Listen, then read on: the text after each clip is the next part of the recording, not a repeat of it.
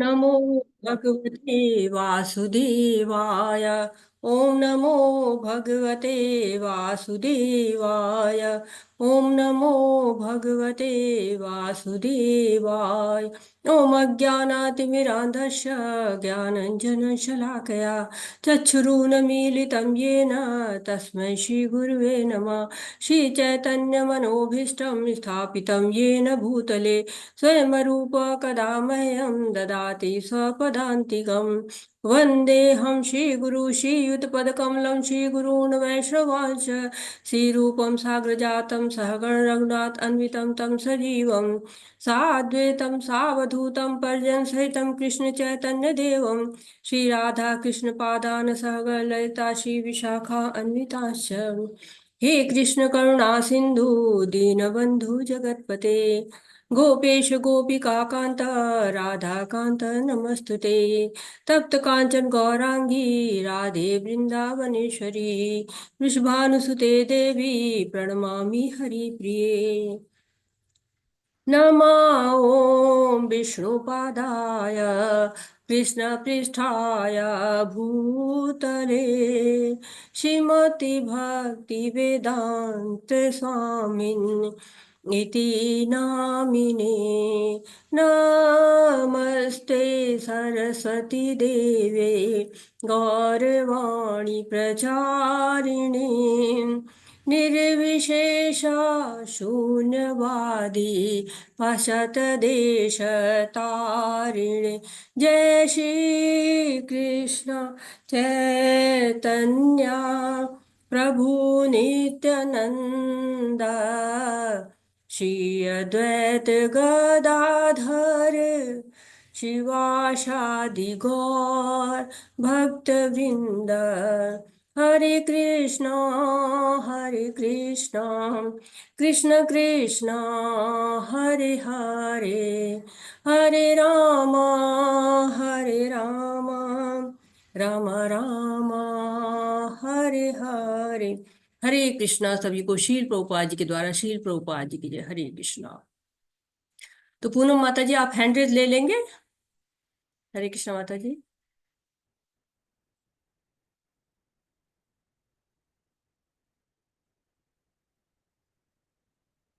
ज्ञानेश प्रभु जी आप hand raise ले लीजिएगा। हरे जी कृष्णा। माता जी, हरे कृष्ण जी। जी प्रभु जी, तो मैं आपको बना दे रही हूँ होस्ट। आप लोग जो पढ़ना चाहें श्लोक या अनुवाद वो लोग हैंड रेज कर सकते हैं। ज्ञानेश प्रभु जी आप लोग को टर्न देंगे जिससे आप लोग पढ़ सकते हैं। तो आज शुरू करते हैं हम। पहला अध्याय आपका जो भगवत गीता का है। आप सभी लोग आए हैं लेवल 1 से और लेवल 1 करके आप लोग लेवल 2 में पहुंचे हैं। आप लोग का बहुत बहुत स्वागत है इस कोर्स के लिए। और मैं अपने सारे शब्दों को श्रील प्रभुपाद जी जो हमारे आध्यात्मिक गुरु हैं उनको समर्पित करती हूँ। साथ ही साथ श्री श्री राधा गोविंदा मंदिर मैंगलोर के अध्यक्ष नमो निष्ठा दास प्रभु जी को नमन करती हूँ। सारे शिक्षा गुरुओं को दीक्षा गुरुओं को नमन करती हूँ और आप सबका स्वागत करती हूँ और हरे कृष्णा। तो ये लेवल्स क्यों होते हैं? लेवल्स इसलिए होते हैं कि हम जैसे जैसे भगवत गीता को पढ़ते जाते हैं। अभी हमने भगवत गीता में पढ़ा लेवल 1 में कर्टेन रेजर की तरह से, जैसे पर्दा उठाते हैं। जब पर्दा उठाते हैं तो होता क्या है कि कुछ हमें दिखाई पड़ता है, हल्का सा दिखाई पड़ता है, लेकिन अभी स्पष्ट नहीं होता है कि क्या क्या उसके अंदर है। ये हमें नहीं समझ में आता है, नहीं पता चलता है। लेकिन जैसे हम कदम रखते हैं अंदर की ओर वैसे हमें थोड़ा थोड़ा स्पष्ट दिखने लगता है। दूसरा कदम रखते और भी स्पष्ट दिखने लगता है। और जैसे जैसे आगे बढ़ते हमें बहुत ज्यादा स्पष्ट दिखना शुरू हो जाता है। तो इसलिए लेवल्स होते हैं जो कि हम भगवत गीता को जितनी बार पढ़ते हैं उतनी बार हमको समझ में आता है। प्रभुपाद जी कहते हैं कि मेरी किताबों में कृष्ण भावनामृत को पूरी तरह से बताया गया है। और अगर नहीं समझ में आता है तो आपको बार बार पढ़ना चाहिए जिससे आपकी आध्यात्मिक प्रगति हो। जैसे दूध होता है ना, छोड़ देते हैं गर्म करके तो फिर उसमें मलाई जम जाती है। अभी केवल मलाई आपने चखी है, अभी उसके अंदर क्या है, दूध के अंदर क्या सार है, अभी उसको देखना बाकी है। अब भगवत गीता तो बहुत सारी हैं। भगवत गीता आप जाए तो बाजार में बहुत सारी टीकाएं उपलब्ध हैं। लेकिन भगवत गीता यथारूप ही क्यों पढ़ना चाहिए हमको? क्योंकि यथारूप है, जैसा भगवान ने कहा है वैसा ही है, गुरु परंपरा से आ रहा है हमको, बिना किसी मिलावट के। चैतन्य महाप्रभु ने इसको बहुत सुंदर से बताया है कि कैसे हमको भक्ति करनी चाहिए, कैसे हम हरे कृष्णा महामंत्र द्वारा जो है वो भक्ति कर सकते हैं। और प्रभुपाद जी ने उसको हमको समक्ष प्रकट किया है उसी तरह से, जैसे वो कहते हैं कि मैं कोई बहुत बड़ा काम नहीं कर रहा हूँ। भगवान की वाणी जो 5,000 साल पहले आई थी, जैसी वो कृष्ण ने कही है वैसी ही मैं बता रहा हूँ। तो हम तो बड़े बद्ध लोग हैं, बद्ध जीवन में हैं, किसी की बात को इतनी आसानी से मान ही कहाँ पाते हैं। लेकिन हम देख सकते हैं कि भगवत गीता यथारूप को सबसे ज्यादा पढ़ा जाता है। जो लोग भक्त नहीं हैं या भक्त बनना चाहते हैं आसानी से समझ पाते हैं, क्योंकि बहुत साधारण शब्दों में भगवान की वाणी जो कि इतनी महत्वपूर्ण है, भगवान ने कही है, उस भाषा को बहुत सरलता से लाके समझाने में ये जो यथारूप है बहुत सहायक होता है।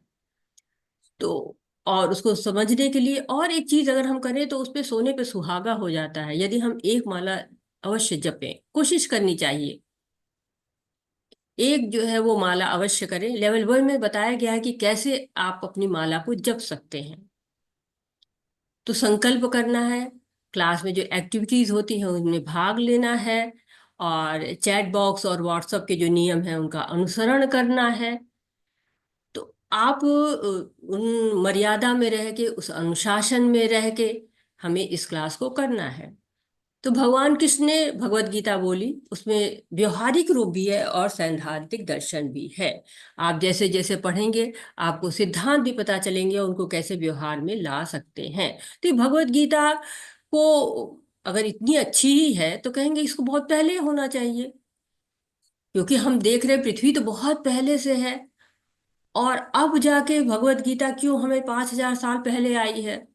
तो नहीं, भगवत गीता पहले भी थी, विवस्वान को सुनाई गई थी, फिर मनु को, फिर इक्ष्वाकु को, और समय के साथ लुप्त हो गई। कुछ लोग कहते हैं कि समाप्त हो गई, नहीं, दिव्य विद्या है, चिन्मय विद्या है, समाप्त तो हो ही नहीं सकती है। भगवान ने कहा कि ये पहले भी थी। इमं व्यसते योगम प्रोक्त वाहनम अव्ययम विवस्वामनये प्राह मनु इच्छा के अब्रवीत। लेकिन समय के साथ हुआ क्या, चेन टूट गई, काल नेह माता योगो नष्टा परंतप। तो भगवान ने फिर ऐसी रचना रची, महाभारत हुई, भगवान ने भगवत गीता बोली। और कहते कि अर्जुन गोलोक की विशाखा सखी हैं, वो भक्त हैं, वो भ्रमित नहीं हो सकते, परंतु उन पे योग माया का पर्दा पड़ गया और उन्होंने 5 कारण बनाए। तो ये जो पहला अध्याय है समस्या मूलक है, समस्या बताता है। और दूसरे अध्याय से लेकर 18वें अध्याय तक हम उस समस्या को कैसे कृष्ण सुलझाते हैं उसकी बात होती। तो रचना रच दी गई। अर्जुन भ्रमित हो गए, कहे नहीं, युद्ध में नहीं करूंगा। तब भगवत गीता बोली गई। आदि शंकराचार्य, जो गीता महात्मा हमने पढ़ी है लेवल 1 में, कहा है एक शास्त्र देव की पुत्र गीतम, एको देवो देव की पुत्र एवं, एको मंत्र नमानि कर्माधेकम तस्य देवस्य सेवा। एक ही गीत है, श्री कृष्ण के द्वारा गाया हुआ है, भगवत गीता। और एक ही पूज्य भगवान है, देव की पुत्र कृष्ण। और एक ही मंत्र है भगवान का पवित्र नाम। कहते हैं कि पवित्र नाम है भगवान का नाम अभिन्न नामो नामिना। भगवान और उनका नाम अलग अलग नहीं है, एक ही है, अभिन्न है। और एक ही सेवा है, भगवान कृष्ण की सेवा। जैसे गंगा माता है, वो भगवान के चरण कमलों से आकर एकदम पवित्र हो गई हैं और लोगों को भी पवित्र कर रही हैं, वैसे ही भगवत गीता भगवान के मुख से आई है, मुखारविंद से, और भगवान से हमारा संबंध जोड़ती है। तो हमें जीवन में अगर सुख चाहिए, संपन्नता चाहिए, आनंद चाहिए, तो संबंध किससे बनाना है? भगवान से। हम जिन जिन चीजों के लिए बहुत ज्यादा चिंतित होते हैं भौतिक जीवन में कि ये चाहिए वो चाहिए, वो सब कहाँ से मिल जाता है? भगवान से ही मिल जाता है। भगवान से संबंध बनाइए, जिसके पास सब कुछ है वही तो दे सकता है, जिसके पास है ही नहीं वो कहाँ से दे पाएगा? तो पुनर्जीवित करना है भगवान के साथ अपने संबंध को।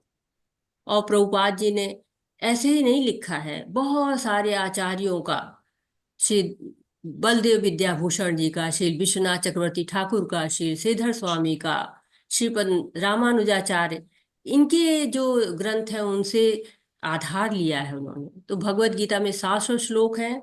सारे श्लोक बहुत महत्वपूर्ण हैं। चाहे वो कृष्ण के 574 श्लोक है जो कृष्ण बोलते हैं, 84 श्लोक है जो अर्जुन बोलते हैं, 41 श्लोक है जो संजय बोलते हैं, और धृतराष्ट्र का पहला श्लोक आता है। अब ये रचना रची ही क्यों गई, ये युद्ध हुआ ही क्यों? तो आप सब जानते हैं कि युद्ध ऐसा नहीं है कि कोई एक दिन में हो जाता है। युद्ध की जड़ होती है, धीरे धीरे उस पर और आवरण चढ़ते जाते हैं, घटनाएं होती जाती हैं, और युद्ध का एक दिन जन्म हो जा सकता है। वैसे ही क्या है, जो ऐसे ही जैसे हमारे भक्तिमय जीवन की नींव पड़ रही है। पहला कदम था आपका लेवल 1, आपने पहला कदम रखा, यानी कि आप उस दिशा में आगे बढ़ने लगे। लेकिन जब दूसरा कदम रख देते हैं तो आधार बन जाता है तीसरे कदम का, यानी कि अब आगे चलना शुरू हो जाएगा। उसी तरह के आपके भक्तिमय जीवन की नींव पड़ रही है। तो पांडव रासु यज्ञ करने का निश्चय करते हैं और सारे राजा बुलाए जाते हैं। दुर्योधन तो उनका अपना भाई था, उसको तो आना ही था। परंतु हर आपके घर में जो आ रहा है वो आपका सुहृद हो, हितैषी हो, ये तो आवश्यक नहीं है ना। पांडव का ऐश्वर्य देखा, दुर्योधन जल भुन गया। ईर्ष्या बहुत जो है वो खराब चीज होती है, गलत विचार आ जाते हैं उससे। मन किया उसका कि ये तो हथियार है, और चाल चल दी उसने। युधिष्ठिर को 64 में बुलाया और छल से उनका सारा राज हड़प कर लिया। पांडवों को 12 वर्ष का वनवास हुआ, 1 साल का अज्ञातवास हुआ। जब पांडव वापस आते हैं तो दुर्योधन तो राज देना ही नहीं चाहता था। कई लोगों ने कहा कि नहीं, ये गलत बात है, दे दो, उनका राज्य है, उनको देना चाहिए।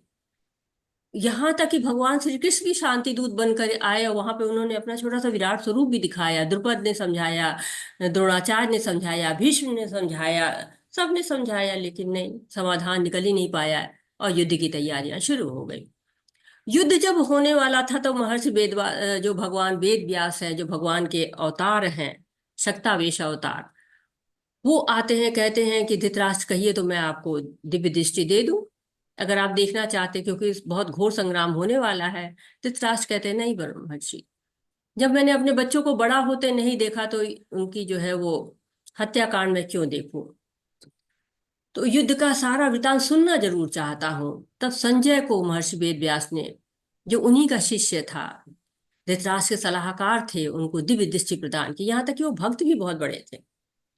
तो साधारण दृष्टि नहीं दी उनको, उनको ऐसी दृष्टि दी गई कि आपके जो सामने हो रहा है वो भी आप देख लें, पीछे जो हो रहा है वो भी दिखाई पड़े, दिन में रात में, इधर उधर कोने में, गुप्त स्थान पे, यहाँ तक कि मन में भी जो कुछ आपके आ रहा है वो भी सारी बातें आपको उसको पता चल जाएंगी। कुछ भी नहीं छुपा रहेगा संजय से, न उनको थकान होगी, न कोई शस्त्र काट पाएगा।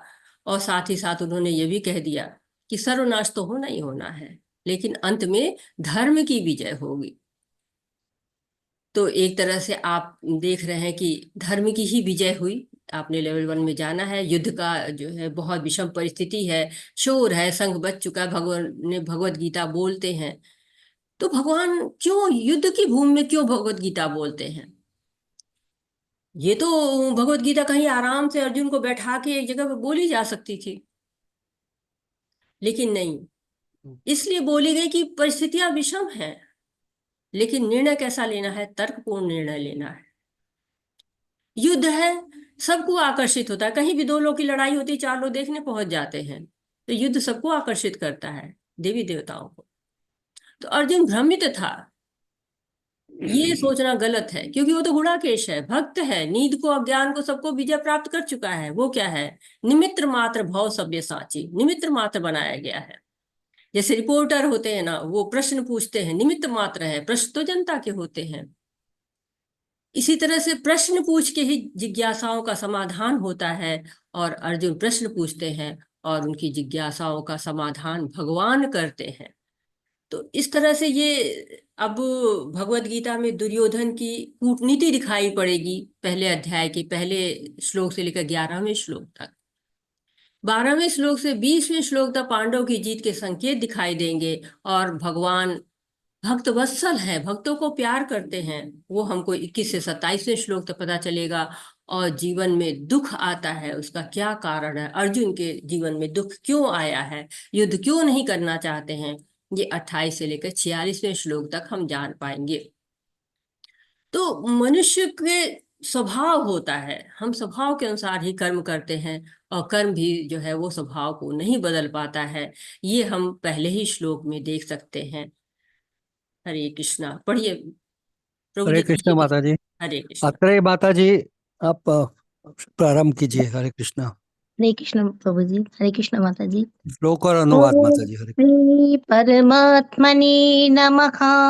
अथ अध्यायः कुरुक्षेत्र के युद्ध स्थल में सैन्य निरीक्षण। धृतराष्ट्रयुवाच धर्म क्षेत्रे कुरुक्षेत्रे समवेतायुयुत्सवः मामका पांडवश्चैव किम अकुर्वत संजय। माता जी अनुवाद पढ़े। जी माता जी, पढ़िए। धृतराष्ट्र ने कहा, हे संजय, धर्मभूमि कुरुक्षेत्र में युद्ध की इच्छा से एकत्र हुए मेरे तथा पांडु के पुत्रों ने क्या किया। तो यहाँ पर धृतराष्ट्र का पहला श्लोक है। सबसे पहले भगवत गीता धृतराष्ट्र के श्लोक से शुरू होती है, और श्लोक भी कैसा है, धर्म क्षेत्र कुरुक्षेत्र। तो कुरुक्षेत्र क्या है, धर्म का क्षेत्र है, पवित्र स्थल है। यहाँ पर एक और पवित्र कार्य होने जा रहा है, भूमिका रच गई है, सेनाएं आके खड़ी हो गई हैं, साक्षात भगवान भगवत गीता सुनाने वाले हैं। और धृतराष्ट्र पूछते हैं संजय से कि मेरे पुत्र और पांडव के पुत्र, माम का पांडवाचेवा, मेरे पुत्र और तो मेरा मेरा ही सारी समस्याओं का जड़ हो जाता है कि धृतराष्ट्र का मनोभाव क्या है। यहाँ तक कि देखिए कि जब पांडु का जो है देहावसान हो गया है, जो पांडव है वो तो उनके अपने ही हैं, उनको उसका ध्यान रखना चाहिए। बड़े जो है हैं, जिसे हम लोग आजकल की भाषा में ताऊ कहते हैं, बड़े पापा कहते हैं। तो उनका तो कर्तव्य बनता था कि देखे, लेकिन नहीं, वो क्या कर रहे हैं कि माम का मेरे बच्चे कहाँ हैं, जैसे रावण कहता था मेरा मेरा, हिरण्यकश्यप कहता है मेरा मेरा, सब मेरा मेरा जो कहते हैं, अंत उनका बहुत ही जो है वो गलत होता है, क्योंकि यही सारी समस्याओं का जड़ है। सीता मेरी है, सीता मेरी है कहते थे रावण, और अंत में विनाश हो गया। धर्म क्षेत्र है ये, तो कहाँ धर्म की विजय होगी, वेद व्यास जी भी बोल के गए कि सत्य की विजय होगी, धर्म की विजय होगी। और धर्म कहाँ पे है, जहाँ कृष्ण रहते हैं वही धर्म है। वेद भी यही कहते हैं कि जहाँ कृष्ण है वही धर्म है। तो पांडवों के पक्ष में कृष्ण है, तो जो है वह भी पक्ष में उनके युद्ध जा सकता है। तो इस तरह से धर्म क्षेत्र को देखकर जो है वो डर रहे हैं। और उनको क्या डर है धृतराष्ट्र को, तो तीन दृष्टिकोण यहाँ पे दिखाई दे रहे हैं। एक तो धृतराष्ट्र चाहता है कि दुर्योधन सुलह ना करे, अन्यथा पांडवों को कुछ देना पड़ेगा, क्योंकि सुलह में तो कुछ ऐसा ही होता है ना कि पांडव सुलह का प्रस्ताव रखेंगे तो कुछ नहीं देना पड़ेगा। वन में रह रहे थे, वन में ही दोबारा चले जाएंगे। दुर्योधन सोच रहा है कि अरे मेरी सेना तो बहुत ज्यादा है, परंतु डर रहा है ऐसा ना हो कि जो है शरीर छोड़ना पड़े तो ना भोग मिलेगा, बस जिस भोग के लिए हम परेशान है वो तो मिलेगा ही नहीं। अर्जुन कह रहे हैं अरे सब अपने ही लोग हैं, अपने ही सगे संबंधी है, कैसे इन पे अस्त्र उठाएं। और धृतराष्ट्र क्या है, वो तो बस अपने नाम के अनुरूप है कि राष्ट्र से चिपके हुए हैं। धृत राष्ट्र, राष्ट्र से चिपक के बैठे हैं, ईर्ष्यालु इतने हैं, इतने लालची हैं कि पांडवों के प्रति कोई स्नेह ही नहीं रख पा रहे हैं, पांडवों को राज्य ही नहीं देना चाह रहे हैं। उनकी आंखें तो है नहीं, भौतिक आंखें भी नहीं है, आध्यात्मिक आंखें भी नहीं है। तो प्रभुपाद इस के देते हैं तात्पर्य में एक उपमा देते हैं। कहते हैं कि जहां धर्म के पिता श्री कृष्ण उपस्थित हो, वहां कुरुक्षेत्र रूपी खेत में दुर्योधन आदि धृतराष्ट्र के पुत्र रूपी अवांछित पौधों को समूल रूप से नष्ट करके युधिष्ठिर आदि नितांत धार्मिक पुरुषों की स्थापना की जाएगी। यहाँ धर्म क्षेत्र तथा कुरुक्षेत्र शब्दों को उनकी ऐतिहासिक तथा वैदिक महत्ता के अतिरिक्त यही सार्थकता है। तो जहां पर कहते हैं कि अगर गेहूं बोते हैं और उसमें कुछ खरपतवार आ जाता है, तो खरपतवार को जो है निकाल दिया जाता है। वैसे ही धर्म का क्षेत्र है, तो धर्म की फसल बोई जाएगी, बाकी सब अधर्म का होगा, बाकी सब उखड़ जाएगा। गेहूं की फसल है तो गेहूं ही रखा जाएगा ना, बाकी घर पतवार निकाल देंगे, नहीं तो फसल दब जाएगी। तो इस तरह से धृतराष्ट्र कई पेशों पेश में पड़ा हुआ है। उसकी मनोवृत्ति यहाँ पर पूरी तरह से दिखाई जा रही है। हरे कृष्णा, पढ़िए। सञ्जयुवाच दृष्ट्वा तु पाण्डवानीकं बुढं दुर्योधनस्तदा आचार्यमुपसंगम्य राजवचनम् अब्रवीत्। संजय ने कहा, हे राजन, पांडुपुत्रों द्वारा सेना की बहुरचना देखकर राजा दुर्योधन अपने गुरु के पास गया और उसने ये शब्दों कहे। हरे कृष्ण। हरे। दृष्ट्वा तु पांडवानी का मतलब देख लिया जब पांडवों की सेना को। कौन देख रहा है? दुर्योधन की बात यहाँ पर हो रही है कि दुर्योधन ने जब देख लिया है कि पांडव पुत्रों ने सेना की व्यूह रचना की है। अब जब सेना की व्यूह रचना तो होगी ही, जब युद्ध भूमि में आए हैं तो व्यूह रचना होगी, लेकिन वो बिल्कुल परेशान हो रहा है उनकी व्यूह रचना को देखे। और संजय ने राजा कहा है। राजा क्यों कहा है? राजा तो है नहीं दुर्योधन, लेकिन वो राजा की तरह से ही सारे व्यवहार कर रहा है, जो राजा की पदवी संभाले हुए है, क्योंकि धृतराष्ट्र तो केवल नाम के राजा हैं। और दूसरी बात यह भी है कि संजय खुश करना चाहते धृतराष्ट्र को, जब देख रहे हैं कि धृतराष्ट्र की मनोदशा कैसी चल रही है। हरे कृष्णा, म्यूट रहेंगे आप लोग। और साथ ही साथ दुर्योधन सारे कार्यभार भी तो राजा के ही संभाल रहा था, और वो बिल्कुल राजनीतिज्ञ की तरह कर रहा था, जैसे कोई एक्सपर्ट पॉलिटिशियन होता है ना, बिल्कुल वैसा ही बिहेवियर उसका हो रहा था।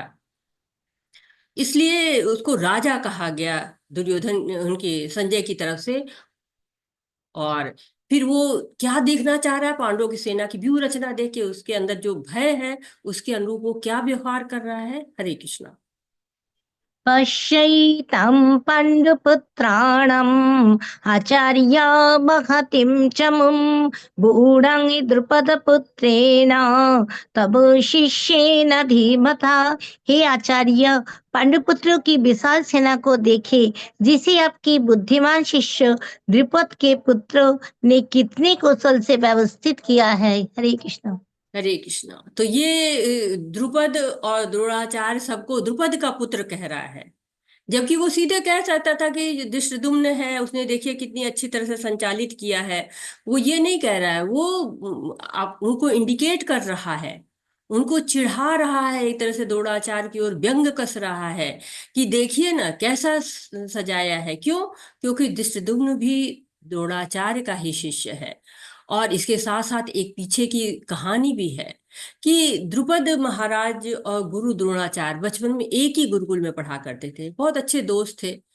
बचपने में एकाएक जो है द्रुपद प्रसन्न होते हैं और कहते हैं द्रोणाचार्य से कि मैं बड़ा हो जाऊंगा तो राजा बनूंगा और आपको आधा राज्य दे दूं। अब समय बीतता है, दोनों शिक्षा प्राप्त करके अपनी अपनी गृहस्थी में लगते हैं, द्रुपद राजा हो जाते हैं और द्रोणाचार्य उनके राज्य में पहुंचते हैं और कहते हैं कि आपने ये कहा था। अब द्रुपद कहते हैं ये बचपन की बात थी, कहाँ आप लेके अब बैठे हैं। अब क्रोधित हुए द्रुपद, और द्रोणाचार्य को दुख हुआ, वो चले आए। और उसके बाद से द्रोणाचार्य को मन में कष्ट तो था। उन्होंने पांडव कौरवों को शिक्षा दी, जब पूरा हुआ तो उन लोगों ने कहा कि आप गुरु दक्षिणा मांगिए। तो गुरु दक्षिणा में द्रोणाचार्य जी कहते हैं कि मुझे द्रुपद राजा चाहिए। अब द्रुपद तो राजा थे, ऐसा तो है नहीं कि उनको पकड़ के लेते आइए चलो चलो चलो, नहीं, राजा थे, परास्त करके ही ला सकते थे। तो कौरव गए युद्ध करने, हार के वापस आ गए। उसके पश्चात पांडव गए, पांडवों ने जीता और द्रुपद को लाके द्रोणाचार्य के सामने खड़ा कर दिया। अब द्रोणाचार्य ने कोई अभद्रता नहीं की थी, बस उन्होंने मुक्त कर दिया, लेकिन राजा तो राजा, इतना ही बहुत था उसके लिए, अपमान हो गया उसका। उसने अब एक पुत्र की कामना की और उसके लिए यज्ञ किया। जब पुत्र हुआ तो उसका नाम धृष्टद्युम्न रखा और उसको द्रोणाचार्य के पास ही शिक्षा के लिए भेज दिया। अब द्रोणाचार्य भी जानते थे कि ये इनकी मृत्यु का कारण है, लेकिन फिर भी उन्होंने बड़े मन से पूरी शिक्षा उसको दी। कहते बिल्ली को कहते हैं ना कि शेर की मौसी है, लेकिन बिल्ली सब कुछ सिखाती है शेर को, लेकिन पेड़ पर चढ़ना नहीं सिखाती। उसे पता होता है कि एक दिन पेड़ पर चढ़ना जान जाएगा तो ये मेरा या मेरे वंशजों का ही नाश करेगा। लेकिन द्रोणाचार्य ने पूरी उसकी शिक्षा दी, और अब वो पांडवों की तरफ से सेनापति बन के खड़ा था। और यही बात जो है इंडिकेट कर रहा था दुर्योधन उनको, द्रोणाचार्य को। हरे कृष्णा। अत्र शूरमहिश्वासा भीमार्जुन समायुधि युयुधान विराटश्च द्रुपदश्च महारथः। इस सेना में भीम तथा अर्जुन के समान युद्ध करने वाला अनेक वीर धनुर्धर है, यथा महारथी युयुधान, विराट तथा द्रुपद। तो यहाँ पर हरे कृष्ण, यहाँ बताया जाए कि बहुत सारे योद्धा दुर्योधन के पक्ष में हैं। फिर भी दुर्योधन भयभीत है कि इतने लोग हैं, लेकिन वो भयभीत भी और साथ ही साथ एक उसकी चाल भी है, क्योंकि वो द्रोणाचार्य को कहते हैं ना, पुश कर रहा था कि नहीं नहीं, आप बताओ कि मतलब आप मेरी तरफ से हो कि नहीं हो। क्योंकि द्रोणाचार्य पांडवों के भी गुरु थे, तो वो सबको गिना रहा है एक तरह से। वो द्रोणाचार्य से कुछ आश्वासन चाह रहा था। हरे कृष्णा। धृष्टकेतुश्चकितानः काशीराजश्च वीर्यवान् पुरुजित् कुन्तीभोजश्च शैवश्च नरपुंगवः। इनके साथी धृष्टकेतु, चकितान, काशीराज, पुरुजित, कुंतीभोज तथा शैव जैसे महान शक्तिशाली योद्धा भी है। हरे कृष्णा। तो बता रहे हैं कि इतने लोग हैं उसके यहाँ, फिर भी कहते हैं ना कि स्वभाव नहीं बदलता है। और स्वभाव नहीं बदलता है, ये भगवत गीता हमको बता ही रही है। तो कृष्ण हमको चाह रहे हैं कि हम अपने कर्म को बदल के अपने स्वभाव को बदले, और कृष्ण की पास से ही ये परिवर्तन होता है। और ये दुर्योधन का भाव हमें दिखा रहा है, और कि कैसे वो सोच रहा है कि ये लोग हैं, सब लोग इतने महान शक्तिशाली योद्धा है, जिसमें धृष्टकेतु, चेकितान, काशीराज, पुरजित, कुंतीभोज और शैब्य। हरे कृष्णा। युधामन्युश्च विक्रान्त उत्तमौजाश्च वीर्यवान् सौभद्रो द्रौपदेयाश्च सर्व एव महारथः। पराक्रमी युधामन्यु, अत्यंत शक्तिशाली उत्तमौजा, सुभद्रा का पुत्र तथा द्रौपदी के पुत्र, ये सभी महारथी है। हरे कृष्णा। तो बता रहे हैं कि इनके साथ ही ये महान शक्तिशाली योद्धाओं के नाम भी बता रहे हैं कि ये सभी महारथी, वो अपने तरफ के महारथी, इधर के महारथी, सबको नाप तौल रहा है कि जो है कौन भारी पड़ेगा, ये सब सोच रहा है। हरे कृष्णा। अस्माकं तु विशिष्टाये तन्निबोधो द्विजोत्तमा नायका मम सैन्यस्य संज्ञार्थं तान् ब्रवीमि ते। किंतु हे ब्राह्मण श्रेष्ठ, आपकी सूचना के लिए मैं अपनी सेना के उन नायकों के विषय में बताना चाहूंगा जो मेरी सेना को संचालित करने में विशेष रूप से निपुण है। हरे कृष्ण। हरे कृष्णा। तो सबके नाम भी ले रहा है, और साथ ही साथ कह रहा है कि ब्राह्मण श्रेष्ठ, थोड़ा सा पॉलिश भी करते हैं ना वो चीज भी, कि ब्राह्मण श्रेष्ठ मैं बता रहा हूँ अपनी सेना के नायकों के बारे में, जो मेरी ऐसा सोच रहा है कि ऐसा बता रहा तो मैं उधर के लोगों को रहा हूँ कि वो बड़े अच्छे, वो बड़े अच्छे। तो ऐसा ना हो कि द्रोणाचार्य को लगे कि वही लोग अच्छे हैं, तो फिर ठीक है, वही लोग को मतलब हार स्वीकार कर लो, चलते हैं यहाँ से। इसलिए अपनी सेना के बारे में भी अच्छी तरह से बता रहे हैं कि मेरी सेना में भी बहुत अच्छे अच्छे लोग हैं। हरे कृष्णा।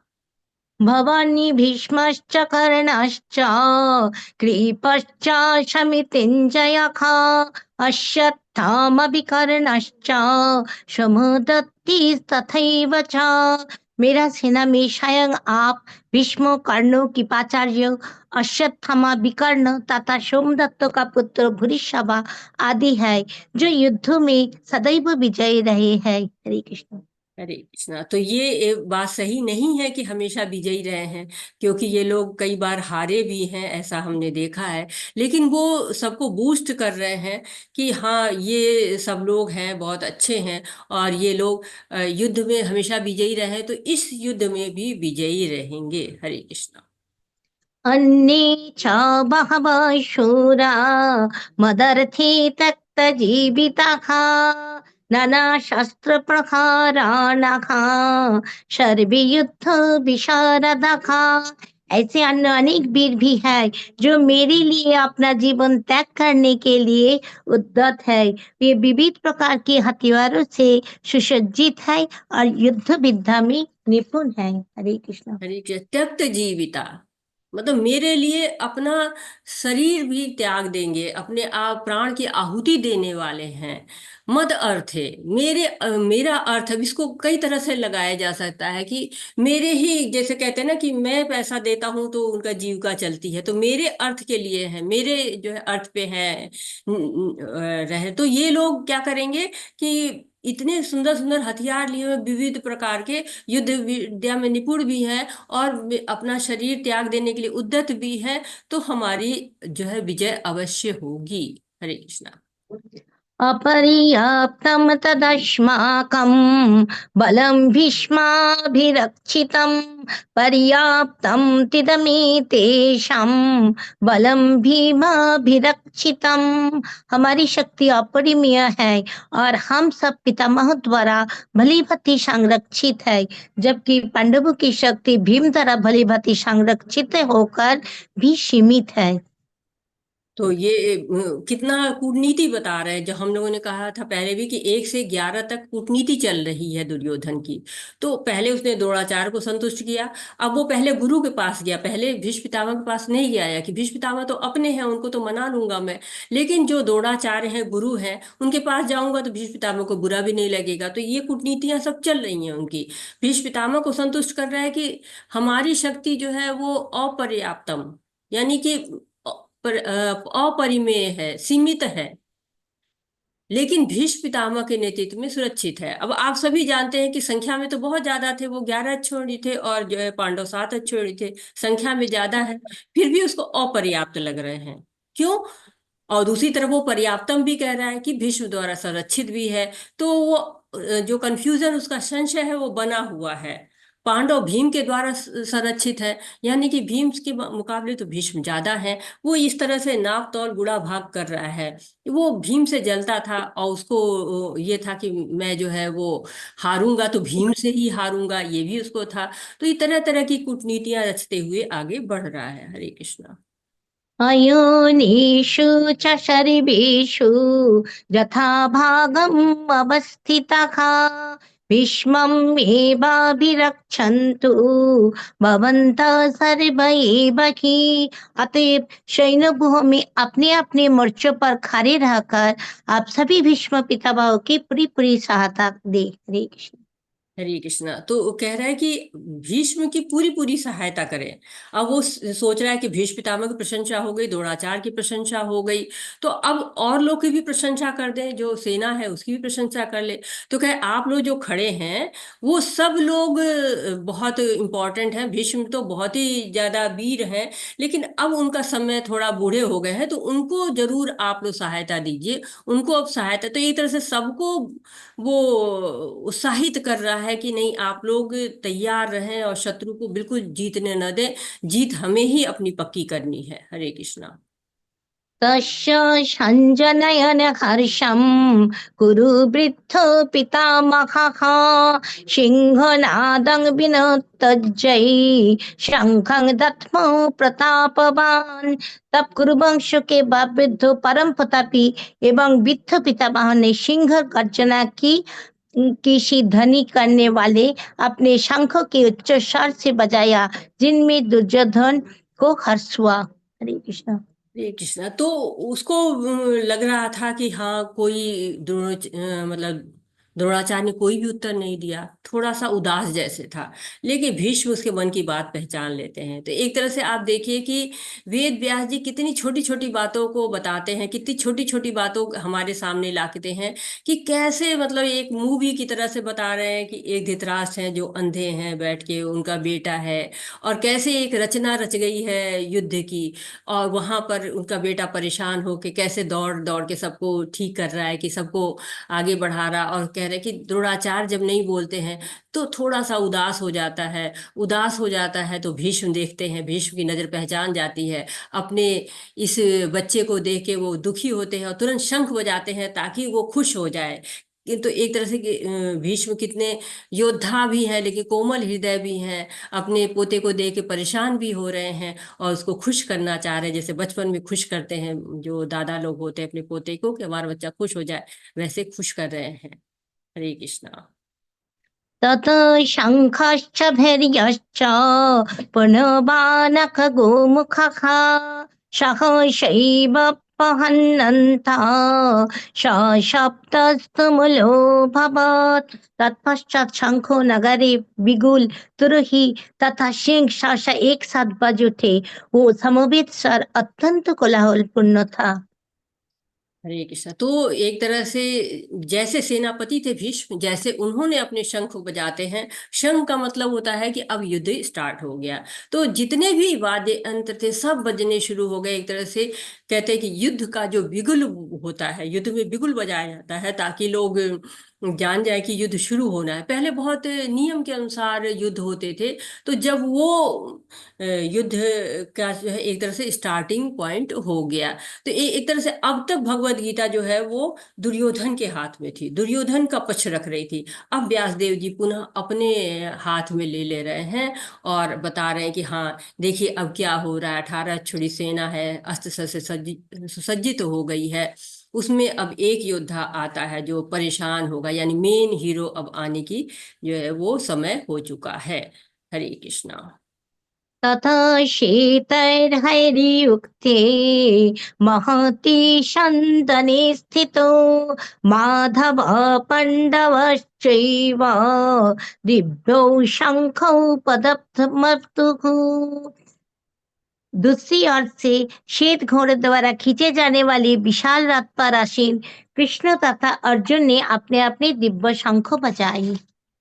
तो अब जो है आ गए हैं, कृष्ण आ गए हैं, सुंदर से कृष्ण हमारे सारथी के रूप में आ गए हैं।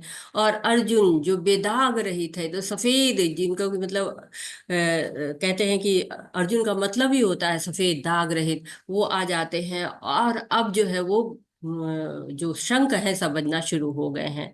तो कृष्ण 5 जन्य शंख बजाते हैं, अर्जुन देवदत्त शंख बजाते हैं, युधिष्ठिर अनंत विजय बजाते हैं, भीम पौंड्रू बजाते हैं, नकुल सुघोष बजाते हैं और सहदेव मणि पुष्पक बजाते हैं। ये 15 से लेकर 18वें श्लोक तक आपको इसका वर्णन मिलेगा। ये बहुत ही दिव्य शंख हैं और इनकी ध्वनि बहुत ही शुभ है। और मंगल आरती के समय भी हम देखते हैं शंख बजाए जाते हैं। तो मैं कृष्ण के शंख के बारे में आपको थोड़ा बताऊंगी। शंख तो सारी शंखों की अपनी कहानियां हैं, लेकिन जो पांचजन्य शंख है वो समुद्र मंथन के दौरान निकला हुआ था। और कहते हैं कि जो 14 दुर्लभ वस्तुएं निकली थी उसमें छठे नंबर पे ये था। तो एक दिन होता है कि जो शंखासुर है वो जो कृष्ण के जो संदीपनी जो है मुनि थे, वो कृष्ण के गुरु के रूप में थे, उनके पुत्र का अपहरण हो जाता है। और उनको लगता है कि ये शंखासुर ने ही ये उसको पुत्र का अपहरण कर लिया है। अब वहां पर जो है श्री कृष्ण से गुरुदक्षिणा में वो मांग लेते हैं कि तुम मेरे पुत्र को लाओ। अब उनको पता था कि कृष्ण ही ला सकते हैं और किसी में इतना बल नहीं है जो कि उनके पुत्र को ले आए। और वहां जाते हैं कृष्ण, उससे कहते हैं मेरे गुरु के बच्चे को दे दो। तो वो ये नहीं कहता कि मेरे पास नहीं है, वो उल्टा सीधा बोलना शुरू करता है और फिर कृष्ण उसका वध कर देते हैं और उसे वो शंख निकाल लेते, उसके पास रख लेते हैं। अब पता चलता है इसके पास तो है नहीं, तो पता चला कि वो उसको पाताल लोक ले गए हैं। और वो जगह जगह जाता है और कृष्ण जगह जगह जाते हैं और वहां उनको ढूंढते हैं। अंत में उनको पाताल लोक में पता चलता है कि वहां पर है, तो जाके अपना शंख बजाते हैं, उससे पूरा पाताल लोक हिल जाता है। और वहां से यमराज आते हैं और ये जो उनका बेटा था संदीपन मुनि का, उसका नाम पुनर्दत्त था, उसको लौटा देते हैं। और श्री कृष्ण बलराम और पुनर्दत्त सब पृथ्वी पर वापस आते हैं। और वो शंख और वो उनका बेटा गुरु को, संदीपन मुनि को भेंट कर देते हैं। तो गुरु उस शंख को दे देते हैं वापस, कहते हैं कि ये शंख तुम्हारे लिए है। और वो शंख ऐसा बोलता था कि जिससे मतलब अभी पाताल में था कि कोलाहल मच गया, इतना ज्यादा वो शंख प्रभावशाली था। तो बहुत सारे दिव्य शंख यहाँ पर आए हुए हैं और कृष्ण उस शंख को बजाते हैं, 5 जन्य शंख को। हरे कृष्णा। अब ये आप देखेंगे लगातार आपको विजय के संकेत मिलेंगे कि कैसे पांडवों की ही विजय होगी। हरे कृष्णा। हरे कृष्णा। पाञ्चजन्यं ऋषिकेशो देवदत्तं धनञ्जयः पुण्ड्रं दद्मो महाशंखं भीमकर्मा वृकोदरः। भगवान कृष्ण ने अपना पांचजन्य शंख बजाया। अर्जुन ने देवदत्त शंख तथा अतिभजी एवं अति मानवीय कार्यों करने वाले भीम ने पंड्रो नामक भयंकर शंख बजाया। अनंत ये पढ़ ले माता जी। ये तो हो गया ना माता जी। अनंत विजयं राजा कुंती पुत्र युधिष्ठिरः नकुल सहदेवश्च सुघोष मणिपुष्पकौ कश्यश्च परमेश्वासः शिखण्डी च महारथः धृष्टद्युम्नो विराटश्च शतकिश्च पराजितः द्रुपदो द्रौपदेयाश्च सर्वश पृथिवीपते सौभद्रश्च महाबाहुः शंखान् दद्मो पृथक पृथक। हे राजन, कुंती पुत्र राजा युधिष्ठिर ने अपना अनंत विजय नामक शंख बजाया तथा नकुल और सहदेव ने सुघोष और मणिपुष्पक शंख बजाए। महान धनुर्धर काशीराज परम योद्धा शिखंडी धृष्टद्युम्न विराट अजय सात्यकी द्रुपद द्रौपदी के पुत्रों तथा सुभद्रा के महाभाव पुत्रों आदि सबों ने अपने अपने शंख बजाए। तो यहाँ पर सब लोग अपने अपने शंख बजा रहे हैं और शंख से लगातार जो है वो जो ध्वनि निकल रही है, बहुत भयंकर भयंकर ध्वनियां निकल रही हैं। और इसका परिणाम अभी देखते हैं हम अगले श्लोक में क्या होता है। हरे कृष्णा। हरे कृष्ण माता जी। हरे अ, कृष्णा। हरे कृष्ण माता जी। हरे प्रिया माता जी, अब आप श्लोक बोलिए। हरे कृष्णा प्रभु जी, सभी को हरे कृष्णा। प्रभु जी 19 से बोलना है ना? जी हाँ, जी माता जी। जी हरे प्रभु। जी प्रभु। सघोषधर्तराष्ट्राणं हृदयानि व्यदारयात् नभश्च पृथिवीं चैव तुमुलोऽभ्यनुनादयन्। हरे कृष्ण। इन विभिन्न शंखों की ध्वनि कोलाहलपूर्ण बन गई, जो आकाश तथा पृथ्वी को शब्दायमान करती हुई धृतराष्ट्र के पुत्रों के हृदय को विदीर्ण करने लगी। हरे कृष्णा। हरे कृष्णा। तो शंख ध्वनि बज गई है तो परिणाम क्या हो रहा है? पांडवों पे तो कोई प्रभाव नहीं पड़ा, लेकिन कौरवों का हृदय विदीर्ण हो गया है। होता है ना, जब हम कुछ गलत काम जैसे चोरी वोरी करते रहते थे तो हम से डर जाते हैं कि कोई पूछे कि हाँ भाई कुछ मतलब आपने चुराया है, तो तुरंत स्थिति बदल जाती है। तो ये जो होता है, गलत कार्य जो करते हैं उनके हृदय विदीर्ण होते हैं। जो सत्य की राह पे होते हैं उनके हृदय विदीर्ण नहीं होते। तो कौरवों के हृदय विदीर्ण हो रहे हैं कि हम हार सकते हैं, हम मारे जाएंगे। पांडवों को डर नहीं है। क्यों? क्योंकि भगवान उनके साथ है। भगवान कहते हैं ना, माँ सूच मुझ डरो मत, मैं तुम्हारे साथ हूँ। भगवान देते हैं आश्वासन अपने भक्तों को। तो भक्तों के हृदय विदीर्ण नहीं होते हैं, लेकिन जो अभक्त होते हैं उनके हृदय विदीर्ण हो जाते हैं। हरे कृष्ण। हरे कृष्ण। अथ व्यवस्थितान् दृष्ट्वा धातराष्ट्रान् कपिध्वजः प्रवृते शस्त्रसम्पाते धनुरुद्यम्य पाण्डवः ऋषिकेशं तदा वाक्यम् इदं माह महीपते। उस समय हनुमान से अंकित ध्वजा लगे रथ पर आसीन पांडुपुत्र अर्जुन अपना धनुष उठाकर तीर चलाने के लिए उद्यत हुआ। हे राजन, धृतराष्ट्र के पुत्रों के व्यूह में खड़ा देखकर अर्जुन ने श्री कृष्ण से श्री कृष्ण। हरे कृष्णा। पूनम माता जी, जो अटेंडेंस लिंक है वो डाल दीजिएगा ग्रुप में। हरे कृष्णा।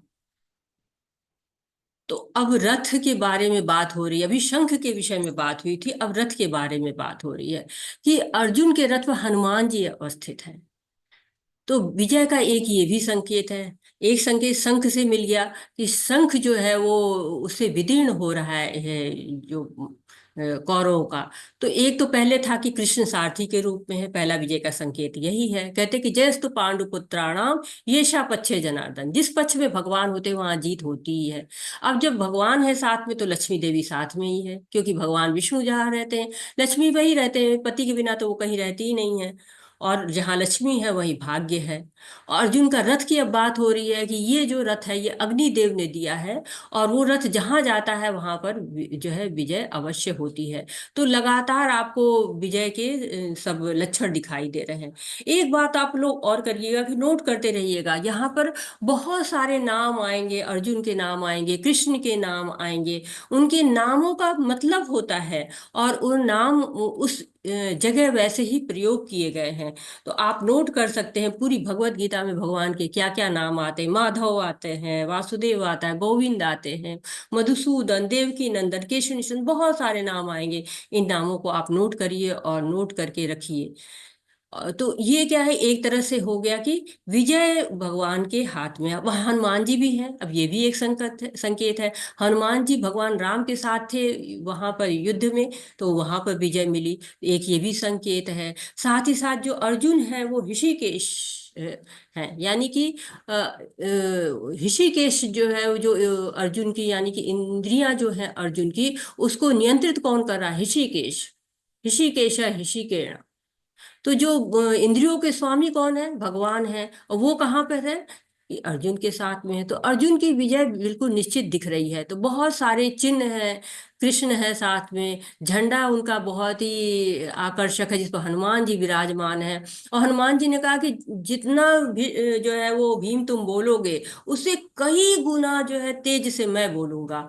और एक ये भी कहते हैं ना कि एक ये भी गुण होता है कि बहुत तेज अगर आवाज होती है तो लोग डर जाते हैं, यहाँ इतनी तेज आवाज से भयभीत हो जाते हैं। तो उस वजह से जो है हनुमान जी बहुत तेज से बोलने वाले हैं। और साथ ही साथ कहते हैं कि मोक्षदा एकादशी का दिन था जिस दिन ये बोली गई थी भगवत गीता। और रथ में जो है अग्निदेव के द्वारा जो बताया मैंने कि मिला है उनका। तो इस तरह से बहुत सारे लक्षण है, धर्म का क्षेत्र है ये। ये सारे लक्षण एक तरह से हैं जो विजय की तरफ ले जा रहे हैं पांडवों को। और ये कह रहे हैं कि ये अर्जुन अपना धनुष उठाकर तीर चलाने को उद्यत हुआ, अब तैयार है बिल्कुल। जो अर्जुन है युद्ध के लिए पूरी तरह से तैयार होकर आया है। और क्या कह रहा है? श्री कृष्ण से ये कह रहा है। हरे कृष्णा। हरे कृष्ण।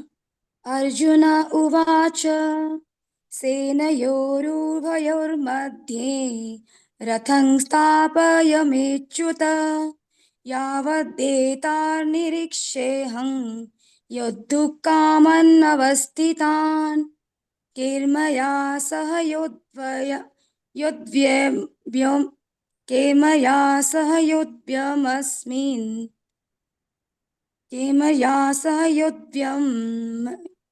यद्यवेमस्मिन् रणसमुद्यमे। अर्जुन ने कहा, हे अच्युत, कृपा करके मेरा रथ दोनों सेनाओं के बीच ले चले, जिससे मैं यहाँ उपस्थित युद्ध की अभिलाषा रखने वालों को और शास्त्रों के इस महान परीक्षा में जिनसे मुझे संघर्ष करना है उन्हें देख सकूं। हरे कृष्णा। हरे कृष्णा। तो यहाँ अच्युत कहा जा रहा है। अच्युत का मतलब होता है जो अपने स्थान से च्युत नहीं होता, नीचे नहीं होता, डिगता नहीं है। तो भगवान सारथी के रूप में है। भगवान ने इस समय कोई बहुत उच्च पद तो नहीं संभाला हुआ है। भक्तों के प्रेम में वो सब कार्य करने के लिए तैयार रहते हैं, तो सारथी का भी कार्य करते रहते हैं। और युद्ध की स्थिति क्या होती है? जो सारथी होता है वो पैर मार मार के गाइड करता है, क्योंकि शोर इतना ज्यादा होता है कि पैर मारते रहते हैं। और पैर मारने से क्या होता है? आप भगवान को पैर मार रहे हैं, तो हमेशा दाएं चलो बाएं चलो जो भी होता है सारे इंडिकेशन जो है पैर से दिए जाते हैं। तो भगवान ये पद क्यों स्वीकार करते हैं? क्योंकि भगवान जो है भक्त की सेवा का आनंद लेते हैं। भक्त भी जो है वो भगवान के साथ विपरीत परिस्थिति में जो है वो चाहता है भगवान का साथ, और भगवान छोड़ते भी नहीं है उसको। भगवान चाहे किसी भी पद पर रहे, भगवान की भगवत्ता नहीं बदलती। भौतिक जीवन में क्या है, हमारी हमेशा स्थिति बदलती रहती। कल छात्र थे, आज जो है वो पास हो गए, नौकरी कर रहे हैं। कल एमएलए थे, एमपी थे, चुनाव हो गया, हार गए। आज जीवित हैं, कल मृत हो सकते हैं। तो ये काल सब कुछ नष्ट कर देता है। जैसा काल नेह महता योगो नष्टा परम तपा। तो काल से सब कुछ नष्ट हो जाता है, लेकिन भगवान के जो स्थिति है वो कभी नहीं बदलती है। तो कह रहे हे अच्युत, कृपया करके मेरा रथ दोनों सेनाओं के बीच में ले चलो, तो ये क्या है, समरी स्टेटमेंट है, एक तरह से ये वाक्य भगवत गीता की रूपरेखा रच रहा है और साथ ही साथ दिखा रहा है कि दुर्योधन कितना हठी है, किस तरह से किस स्थिति में वो सबको पहुंचा चुका है। हरे कृष्णा। हरे कृष्णा। यश्च मानानवेक्षेऽहं य एतेऽत्र समागतः धार्तराष्ट्रस्य दुर्बुद्धे युद्धे प्रियचिकीर्षवः। मुझे के उन लोगों को देखने दीजिए जो यहाँ पर धृतराष्ट्र के दुर्बुद्धि पुत्र तथा दुर्योधन को प्रसन्न करने की इच्छा से लड़ने के लिए आए हुए हैं। हरे कृष्णा। हरे कृष्णा। तो कह रहे हैं कि वहां ले चलिए जहां पर लोग मेरे से लड़ने के लिए खड़े हुए, कौन कौन है जो खड़ा हुआ है मेरे विपक्ष में, ऐसा जो है वो देखना चाह रहे हैं। कौरव युद्ध के लिए उतावले हैं। सारे कर पक्ष के लोग जो है वो मतलब एक तरह से अर्जुन के भी वो भी संबंधी थे, लेकिन वो लड़ने के लिए खड़े हुए हैं। और अर्जुन अनुमान लगाना चाह रहे हैं कि कौन कौन है मेरे विपक्ष में है। समाधान या सुलह की कोई संभावना वो नहीं चाह रहे कि हाँ इनके माध्यम से सुलह कर ले, बल्कि वो चाह रहे हैं जानना कि कौन कौन मेरे विपक्ष में खड़ा है। हरे कृष्णा। हरे कृष्णा। संजय उवाच एवं उक्तो हृषीकेशः गुडाकेशेन भारत सेनायोरुभयोर्मध्ये स्थापयितोऽस रथोत्तमम्। संजय ने कहा, हे भरतवंशी, अर्जुन द्वारा इस प्रकार संबोधित किए जाने पर भगवान श्री कृष्ण ने दोनों दलों के बीच में उस उत्तम रथ को लाकर खड़ा कर दिया। हरे कृष्ण। हरे कृष्णा। आगे वाला श्लोक भी पढ़ लीजिए माता जी। जी मैं। भीष्म द्रोण प्रमुखतः सर्वेषां च महिक्षिताम् उवाच पार्थ पश्येतान् समावेतान् कुरुनिति। भीष्म द्रोण तथा विश्व भर के अन्य समस्त राजाओं के सामने भगवान ने कहा कि हे पार्थ, यहाँ पर एकत्र सारे कुरुओं को देखो। हरे कृष्णा। हरे कृष्णा। तो भीष्म द्रोण सारे जो है वो राजा वहां सामने खड़े हुए हैं। तो कह रहे कि देखो ये जो सारे कुरु हैं ये जो है वो खड़े हैं तुम्हारे सामने। तो अर्जुन को बता रहे हैं कि तुम पार्थ हो। पार्थ के मतलब अर्जुन को याद दिला रहे हैं कि तुम किस परिवार से आए हो, शूरवीरों के खानदान से हो।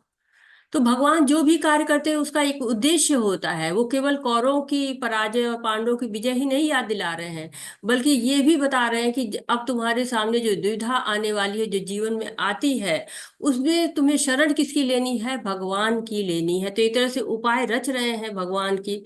अब भगवत गीता को बोलना है। हरे कृष्ण। हरे कृष्णा। तत्र पश्यास्थितान् पार्थ पितॄनथ पितामहान् आचार्यान् तुलान् भ्रातॄन् पुत्रान् पौत्रान् सखीस्तथा स्वसुरान् सुहृदश्चैव सेनयोरुभयोरपि। अर्जुन ने वहां पर दोनों पक्ष की सेनाओं के मध्य में अपने चाचा, ताऊओं, पितामह, गुरुओं, मामाओं, भाइयों, पुत्रों, पौत्रों, मित्रों, ससुरों और शुभचिंतकों को भी देखा। हरे कृष्ण। हरे कृष्णा। तो क्या है, रिश्तेदार खड़े हैं, शुभचिंतक खड़े हैं, पितामह खड़े हैं, गुरु खड़े हैं, द्रोणाचार्य और कृपाचार्य, पितामह भीष्म और सोमदत्त हैं, मामा शल्य शुकनी है, दुर्योधन जैसा भाई है, पुत्र में लक्ष्मण है जो दुर्योधन का पुत्र है, मित्र अश्वत्थामा है, शुभ वाले कृतवर्मा है, कई दोस्त मित्र सब खड़े हुए हैं। तो कृष्ण जो भी कहते हैं उसके दो कारण होते हैं, एक बाह्य होता है, एक आंतरिक होता है। एक तरफ से कह रहे हैं देख लो कौन कौन खड़ा है, यानी कि जो भौतिक पहचान है, मामा पितामह पुत्र। और कुछ रिश्ते भौतिक ही नहीं आध्यात्मिक होते हैं, क्या सब कृष्ण के अंश है। तो हमारा जो है वो हर किसी से दो रिश्ता होता है। और जिसको हम नहीं जानते उससे भी हमारा कुछ ना कुछ रिश्ता होता है। ये सब एक ही पिता के संतान है, सब भगवान के ही अंश है। हरे कृष्णा। हरे कृष्ण। तान् समीक्षा स कौन्तेय सर्वान् बन्धून् अवस्थितान् कृपया परयाविष्टो विषेदन्निदमब्रवीत्। जब कुंती पुत्र अर्जुन ने मित्रों तथा संबंधियों को इन विभिन्न श्रेणियों को देखा तो वह करुणा से अभिभूत हो गया और इस प्रकार बोला। हरे कृष्णा। तो भ्रमित हो गया, और भ्रम में सही गलत का विवेक समाप्त होने लगता है। ऐसा होता है ना कि जब हम अपने लोग को देखते हैं तो हम बहुत कमजोर पड़ जाते हैं। महान से महान योद्धा भी कमजोर पड़ जाता है अपने लोग को देखकर। हरे कृष्णा। हरे कृष्णा। अर्जुन उवाच दृष्ट्वा मे स्वजनं कृष्ण युश्चुं समुपस्थितं सीदन्ति मम गात्राणि मुखं च परिशुष्यति। अर्जुन ने कहा, हे कृष्ण, इस प्रकार युद्ध की इच्छा रखने वाले अपने मित्रों तथा संबंधियों को अपने समक्ष उपस्थित देखकर मेरे शरीर के अंग कांप रहे हैं और मेरा मुंह सूख जा रहा है। हरे कृष्ण। हरे कृष्ण। तो क्या क्या लक्षण आ रहे हैं? मुंह सूख रहा है, शरीर के अंग कांप रहे हैं। क्यों ऐसा हो रहा है? दया के कारण। अब दया क्या है? सद्गुण है। दया है, करुणा है। वो सद्गुण जो है वो भक्तों में होता है। तो अर्जुन को आश्चर्य भी हो रहा है कि ये लोग कैसे यहाँ पे आ रहे हैं, मैं तो इनकी मृत्यु देख रहा हूँ। और अर्जुन भ्रमित हो रहे हैं। आप इस अध्याय में जो है वो 4 कारण पढ़ेंगे, जो 5 कारण के कारण अर्जुन को शोक होता है। उसमें दया आती है उनको, सब जो है परिवार के लोगों को देखकर। वो कहते कोई आनंद नहीं है यहाँ पर। और जो है 3 कोई बताएगा? आप लोग पढ़ के आए हैं तो आप लोग को पता होगा। और 3 कोई बताएगा? 2 तो मैंने बता दिए। और 3 कौन से कारण हैं? हरे कृष्णा। कोई बताना चाहेगा? हैंड रेज कर सकते हैं आप।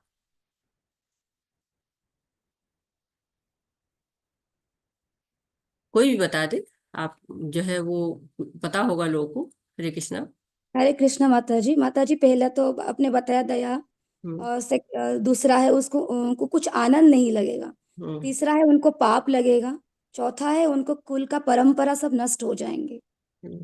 और और ये पांचवा जो है असमंजस में पड़ गए वो। असमंजस में पड़ गए। तो हाँ, ये 5 कारण की वजह से अर्जुन को शोक हो जाता है। तो अर्जुन में परिवर्तन आ रहा है। शरीर कांप रहे हैं, रोंगटे खड़े हो रहे हैं, मुंह सूख रहा है, अंग जो है स्पंदन कर रहे हैं, हाथ से गांडी फिसल फिसल रहा है, खड़े होने में असमर्थ हो रहे हैं, त्वचा जल रही है, स्वयं को भूल गए। ये सब क्या? हृदय की दुर्बलता हो रही। तो अर्जुन भ्रमित अगर नहीं होता तो क्या होता? पांडव जीत जाते और समाप्त हो जाता सब कुछ। लेकिन भगवत गीता को तो आना था ना। भागवतम कैसे आई? परीक्षित महाराज के कारण। उनको सर्प ने काटा, शाप मिला, तो भागवतम आई। तो यदि कोई निगेटिव होता है तो सोचिए कि भगवान का कुछ न कुछ रचना रची जा रही है। भगवान की रचना रच रही है कि हाँ, अब कुछ और अच्छा होने वाला है। जैसे मूवी में दिखाते हैं ना कि हाँ, पहले सब कितनी परेशानियां आती हीरो की जिंदगी में, अंत में फिर वो जीत जाता है। वैसे ही हमें भगवान में श्रद्धा रखनी चाहिए, भक्ति रखनी चाहिए। भगवान की क्या योजनाएं हैं, इनको हम समय के साथ पूरी होते देख सकते हैं। लेकिन जो है कभी कभी भक्त भगवान को देखकर भाव अवस्था में आ जाते हैं। डर से नहीं, भक्ति भाव से। जैसे चैतन्य महाप्रभु थे, जगन्नाथपुरी में अर्च विग्रह को देखा उन्होंने, और उनको इस तरह के लक्षण आने शुरू हो गए थे। तो जो भक्त भाव में आते हैं तो कभी उनकी आंखों से आंसू आने लगते हैं, कभी हृदय विदीर्ण होने लगता है। तो ये सब जो है वो भक्तों में भाव की अवस्था जब आती है, प्रेम भगवान के प्रति इतना ज्यादा होने लगता है, तो जो है वो इस तरह की अवस्थाएं आने लगती हैं। तो यहाँ ये नहीं है कि अर्जुन डर रहा है, ऐसी स्थिति बिल्कुल भी नहीं है। हरे कृष्ण। हरे कृष्ण। वेपथुश्च शरीरे मे रोमहर्षश्च जायते गाण्डीवं स्रंसते हस्तात् त्वच्चैव परिदह्यते। मेरा सारा शरीर कांप रहा है, मेरे रोंगटे खड़े हो रहे हैं, मेरा गांडीव धनुष मेरे हाथ से सरक रहा है और मेरी त्वचा जल रही है। हरे कृष्ण। पढ़िए मतलब। न च शोक्नाम्यवस्थातुं भ्रमातीव च मे मनः निमित्तानि च पश्यामि विपरीतानि केशव। मैं यहाँ अब और अधिक खड़ा रहने में असमर्थ हूँ। मैं अपने को भूल रहा हूँ और मेरा सिर चकरा रहा है। हे कृष्ण, मुझे तो केवल अमंगल के कारण दिख रहे हैं। हरे कृष्ण माता। हरे कृष्णा। तो अमंगल के कारण है, जो भी उनको जो है सब परिवर्तन जो उनके अंदर आ रहे हैं, वो देख के उनको लग रहा है कि सब अमंगल होने वाला है। हरे कृष्णा। हरे कृष्ण। न च श्रेयाननुपश्यामि हत्वा स्वजनमोहवे न काङ्क्षये विजयं कृष्ण न च राज्यं सुखानि च। हे कृष्ण, इस युद्ध में अपने ही स्वजनों का वध करने से ना तो मुझे कोई अच्छाई दिखती है और ना मैं उससे किसी प्रकार की विजय, राज्य या सुख की इच्छा रखता हूँ। हरे कृष्ण। हरे कृष्णा। तो यहाँ पर जो दूसरा कारण है, कोई आनंद नहीं है। कह रहे कि नजदीकी लोग को मार दूंगा तो क्या सुख भोगूंगा मैं।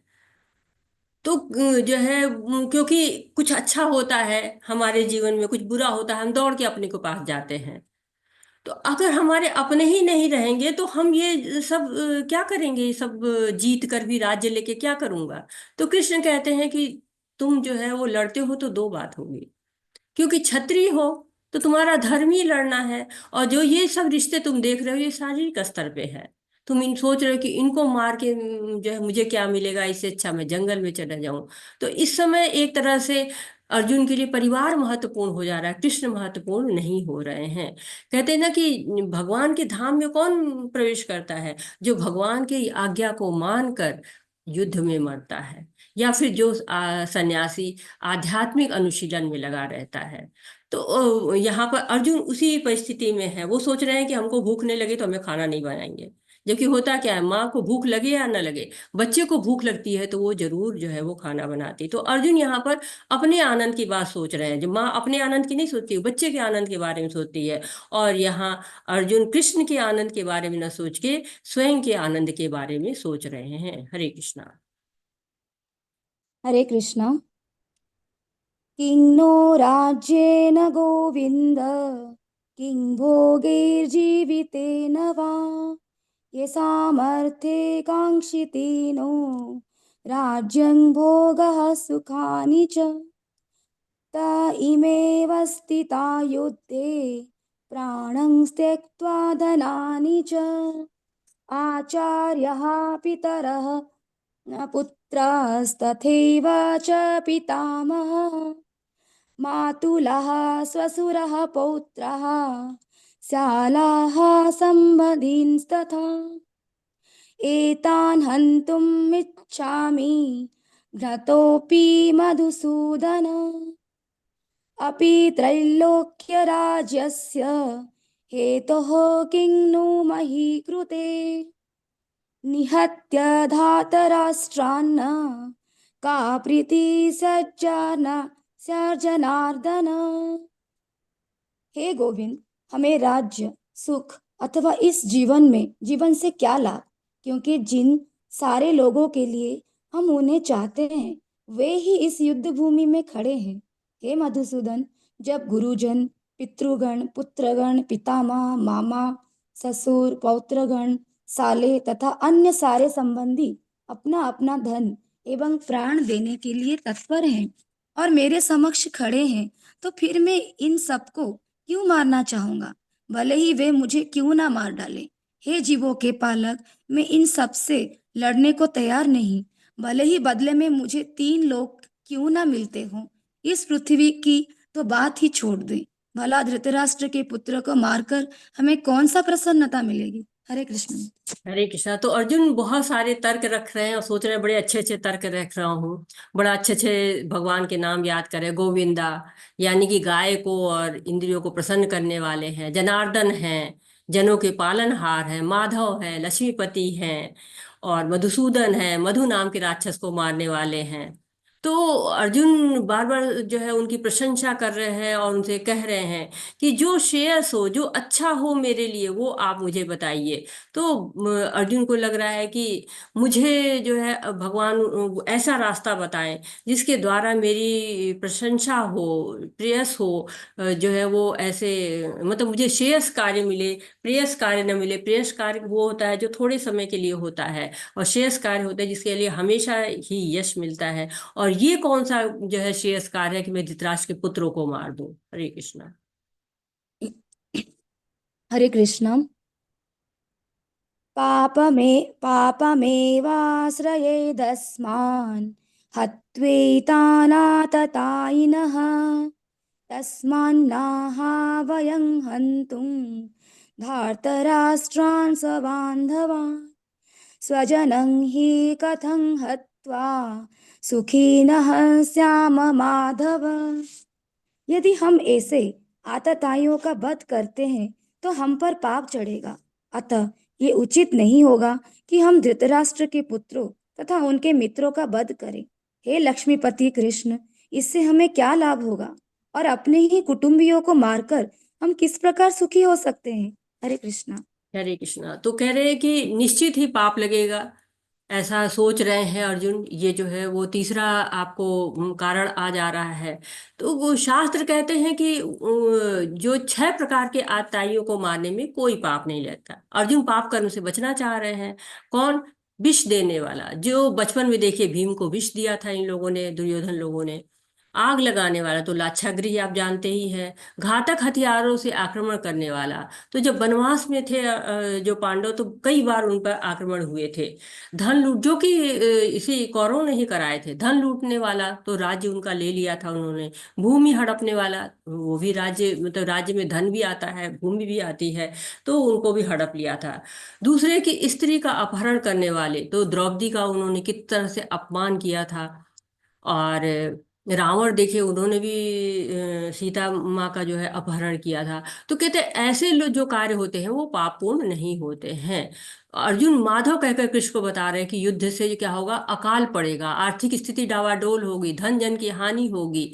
तो कह रहे कि माधव तो लक्ष्मी जी को लाने वाले लक्ष्मीपति हैं, और यहाँ तो दुर्भाग्य आएगा, धन और जन दोनों समाप्त हो जाएंगे। ऐसा अर्जुन सोच रहे हैं। हरे हरे कृष्ण। कृष्णा। हम्म। यद्यप्येतेन पश्यन्ति लोभोपहत चेतसः कुलक्षया कृतं दोषं मित्रद्रोहे च पातकम् कथं न ज्ञेयमस्माभिः पापदस्मान्निवर्तितुं कुलक्षया कृतं दोषं प्रपश्याद्भिर्जनार्दन। हे जनार्दन, यद्यपि लोभ से अभिभूत चित्त वाले ये लोग अपने परिवार को मारने या अपने मित्रों से द्रोह करने में कोई दोष नहीं देखते, किंतु हम लोग जो परिवार के विनष्ट करने में अपराध देख सकते हैं, ऐसे पाप कर्मों में क्यों प्रवृत्त हूँ। हरे कृष्ण। हरे कृष्णा। तो यहाँ पर जो है पारिवारिक परंपराओं का नाश होगा। कुल अगर नष्ट हो जाता है तो परिवार में परंपराएं कैसे रहेंगी? नारीत्व का ह्रास होगा, क्योंकि सारे पुरुष की जो है वो मर जाएंगे। धर्म समाप्त हो जाएगा तो अधर्म आ जाएगा। वर्णाश्रम धर्म का जब पालन होता है तो उसमें किसी परिवार में लोगों की मृत्यु होती है, तो श्राद्ध वगैरह के कार्य होते हैं, शुद्धता के कार्य होते हैं, वो कैसे होंगे? पितरों का पिंडदान कैसे होगा? जन्म मृत्यु के संस्कार कैसे होंगे? और जब सारे यंग जो है वो डेथ हो जाएगी, मर जाएंगे, तो फिर अवांछित संतानें होंगी। शिक्षा दीक्षा सही नहीं होगी, तो घर में जो है वो कोई घर चलाने वाला नहीं होगा। समुदाय की जो विकास के कार्य होते हैं वो नहीं हो जाएंगे, सामुदायिक परियोजनाएं रुक जाएंगी। तो इस तरह से ढेर सारे जो है बताते हैं रीजन, जिसके कारण ऐसा हो सकता है। और कोई पढ़ना चाहता है तो हैंड रेस कर सकते हैं, और किसी को भी दे सकते हैं हम लोग, पढ़ना कोई चाहे तो। हरे कृष्णा। पढ़िए माता माता जी का जी। हैंड रेज नहीं है हाँ, तो हैंड रेस करिए, अगर कोई करना चाहता है तो पढ़ सकते हैं। और पढ़िए माता जी, हैंड रेस होता है तो ले लेते हैं किसी का। पढ़िए। हरे कृष्ण माता जी। कुलक्षये प्रणश्यन्ति कुलधर्मा सनातनः धर्मे नष्टे कुलं कृत्स्नम् अधर्मः अभिभवत्युत। कुल का नाश होने पर सनातन कुल परंपरा नष्ट हो जाते हैं और इस तरह शेष कुल भी अधर्म में प्रवृत्त हो जाता है। हरे कृष्णा। हरे कृष्णा। तो अधर्म में सारे आ जाएंगे। जब धर्म नहीं रहेगा तो क्या होगा? अधर्म का ही बोलबाला होगा। हरे कृष्णा। पढ़िए। हरे कृष्णा। 39 से लेकर 42 तक यही प्रकरण चलेगा। हरे कृष्णा। पढ़िए माता। जी माता। अधर्माभिभवात् कृष्ण प्रदुष्यन्ते कुलस्त्रियः स्त्रीषु दृष्टासु वार्ष्णेय जायते वर्णसंकरः। हे कृष्ण, जब कुल में अधर्म प्रमुख हो जाता है तो कुल की स्त्रियां दूषित हो जाती हैं और स्त्रीत्व के पतन से ही वृषणवंशी अवांछित संतानें उत्पन्न होती हैं। हरे कृष्ण। हरे कृष्णा। तो महिलाएं जो है समाज की बहुत ही अमूल्य धरोहर होती हैं। वो संतान की उत्पत्ति करती हैं, उनका पालना करती हैं, उनको योग्य नागरिक बनाती हैं। तो उनका उत्तरदायित्व परिवार के लिए बहुत ज्यादा हो जाता है, समाज के लिए बहुत ज्यादा है हो जाता है। लेकिन अगर वो ही पतोन्मुखी हो जाती हैं तो न ही वर्तमान सुरक्षित न भविष्य सुरक्षित। और युद्ध में सबसे ज्यादा आपने देखा होगा अत्याचार स्त्रियों पर भी होता है। तो जो भी संस्कार होंगे वो उचित ढंग से नहीं हो पाएंगे, गर्भाधान संस्कार नहीं हो पाएगा। जो संतानें उत्पन्न होंगी सब अवांछित संतानें होंगी, और उसका परिणाम क्या होगा। हरे कृष्णा।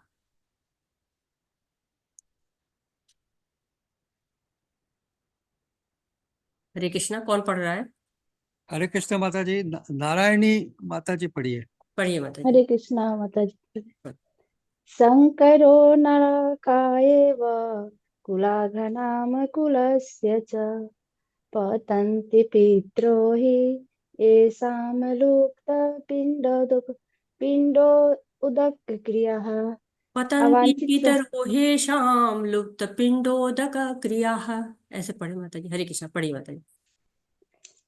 अवांछित संतानों की वृद्धि से निश्चय ही परिवार के लिए तथा पारिवारिक परंपरा को विनष्ट करने वालों के लिए नारकीय जीवन उत्पन्न होता है। ऐसे पतित कुलों के पुरख यानी पितर लोग गिर जाते हैं, क्योंकि उन्हें जल तथा पिंड दान देने की क्रियाएं समाप्त हो जाती है। हरे कृष्ण।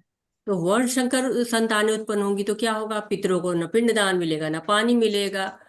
तो कुल के लोग कहाँ जाएंगे? नरक में जाएंगे। आपने देखा था भागीरथ ने अपने पितरों के है वो उनको शुद्ध करने के लिए, उनको स्वर्ग में जाने के लिए कितना जो है गंगा जी को लाने का प्रयास किया था। तो जो दान यज्ञ होता है वो सब विष्णु को जाता है, उससे उनके पाप कर्मों का उद्धार होता है। तो ये सब कौन करेगा? कहा है आगे जो है आप पढ़ेंगे 9वें अध्याय में, के माम ही पार्थ व्यापशित्र ये पीसे पापियो नय स्त्रियो वेश्या तथा शूद्रोस्त यान्तिम पराम गति। तो जो लोग भगवान की शरण ग्रहण करेंगे, चाहे स्त्री हो चाहे वैश्य हो, सब परम गति को प्राप्त होंगे। लेकिन जब अगर ऐसा नहीं हो पाएगा तो परम गति कैसे मिल पाएगी। हरे कृष्णा। हरे कृष्ण। दोषे ते कुलघनानां वर्णसंकर कारकः उदशान्ते जाति धर्मा कुल धर्माश्च शाश्वता। जो लोग कुल परंपरा को विनष्ट करते हैं और इस तरह वांछित संतानों को जन्म देते हैं, उनके दुष्कर्मों से समस्त प्रकार की सामुदायिक योजनाएं तथा पारिवारिक कल्याण कार्य विनष्ट हो जाते हैं। तो परिवार के और समाज के कार्य नहीं होंगे कल्याण के, क्योंकि जो समाज के प्रतिनिधि अराजक हो जाएंगे तो पारिवारिक कल्याण के कार्य कैसे हो पाएंगे। तो कुल का नाश होगा, कुलक्षय, कुल धर्म का नाश होगा। प्रणश्यन्ति कुल धर्म, पाप में वृद्धि होगी। अधर्मो भीवती, स्त्रियों का पतन होगा। प्रदर्शन्ति कुलश्य, तो ये परिणाम इसके होंगे कि नरकेव जीवन हो जाएगा। पतन्ति पितरो, पितरों का पतन हो जाएगा। उसाहन्ते जाति धर्म कुला धर्म शाश्वता, जाति धर्म कुल धर्म सब विनष्ट हो जाएगा। तो एक तरह से बताया गया कि जो पारिवारिक परंपराओं का नाश होने से क्या क्या कष्ट आते हैं, क्या क्या परेशानियां आती हैं। हरिप्रिया माता जी आप श्लोक पढ़ दीजिए। माता जी पढ़ देंगे अनुवाद, उनको परेशानी हो रही श्लोक पढ़ने में। जी माता जी। 2:43 जी माता।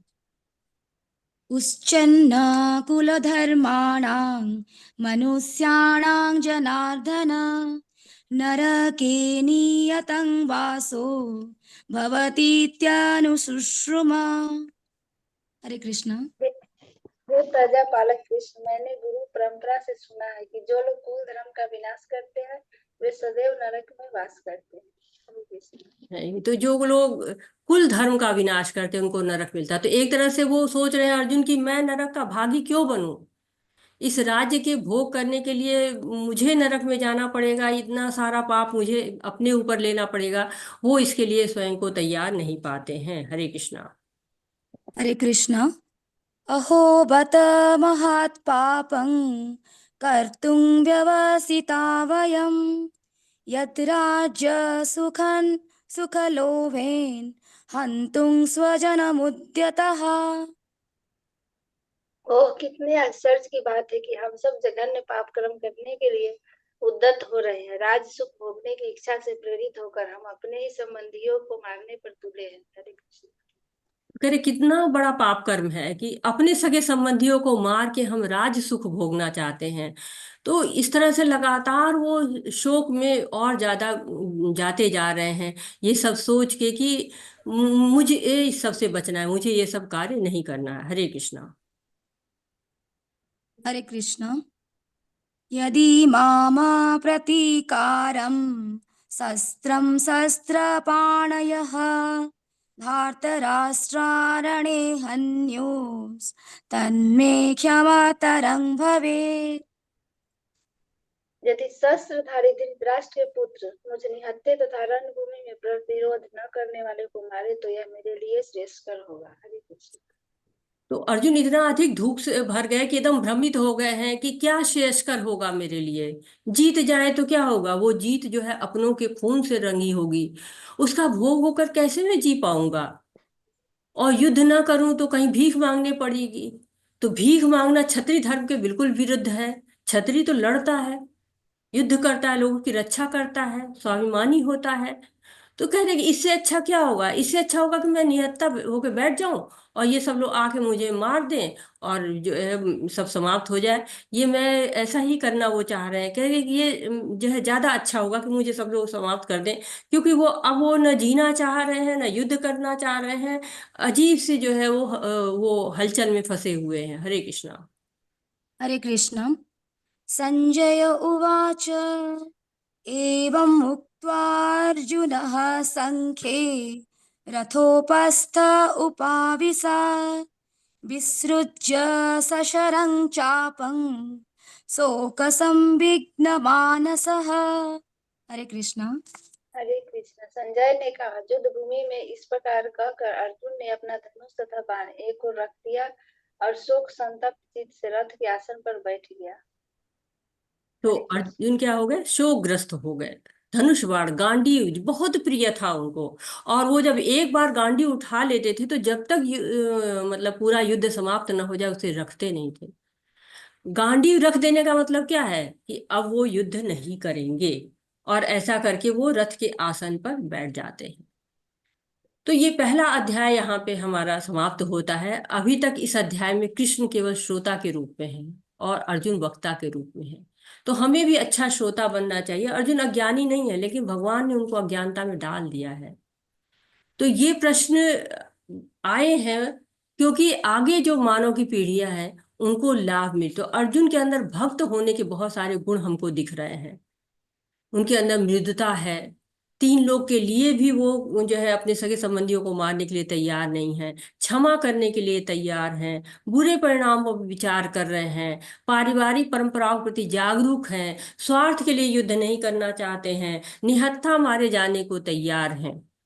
और एक तरह से वो अपनी प्रतिज्ञा भी तोड़ रहे हैं इसके लिए कि जो गांडी धनुष है वो नहीं रखते थे, उस प्रतिज्ञा को भी तोड़ देते हैं। तो एक तरह से निष्कर्ष निकलता है कि अर्जुन कोई हिंसक व्यक्ति नहीं है, बहुत ही जो है वो दयालु व्यक्ति है, बहुत ही है वो परिवार के बारे में सोचने वाले व्यक्ति हैं, लोगों को समझने वाले व्यक्ति हैं।